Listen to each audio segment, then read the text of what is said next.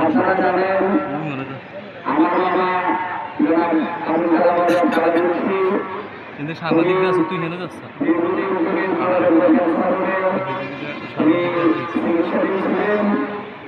এবং গতকাল বিকাল 4:35 উনি ঢাকার জেনারেল হসপিটালে ইন্তেকাল করেন।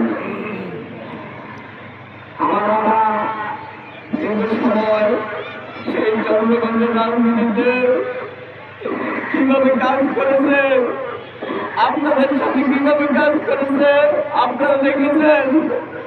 উনি এই দল করতে গিয়ে কখনো তার জীবনের কথা ভাবে নাই।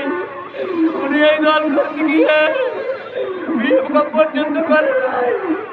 উনি এই দল করে শেষ পর্যন্ত আজকে মৃত্যুর কাছে হার মেরেছে। আমরা উনার পরিবারের সদস্য হিসেবে আমরা আপনাদের কাছে ক্ষমা চাই। আমার মামার চলার পথে রাজনীতি করার পথে যদি কখনো কোনো ভুল করে থাকে, আপনাদের বড় কষ্ট দিয়ে থাকে, আপনারা আমার মামাকে ক্ষমা করে দিবেন, আপনারা আমার মামাকে মাফ করে দিবেন। আমি কৃতজ্ঞতা জানাই লক্ষ্মীপুর মানুষের নেতা, লক্ষ্মীপুর থেকে নির্বাচিত সাবেক সংসদ সদস্য জনাব শহীদউদ্দিন চৌধুরী ভাই। উনি প্রথম থেকে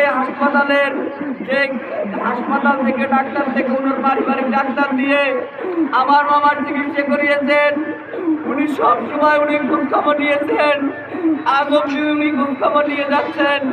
আমরা পরিবারের পক্ষ থেকে উনার কাছে কৃতজ্ঞতা জানাই এবং যারা খোঁজখবর নিয়েছেন তাদের কাছে কৃতজ্ঞতা জানাই।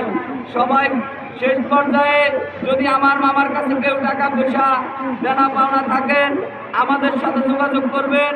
আমরা পরিবারের পক্ষ থেকে সিদ্ধান্ত নিয়ে আপনাদের সাথে কথা বলবো।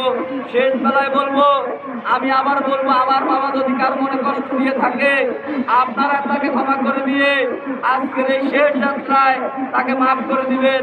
আসসালামু আলাইকুম।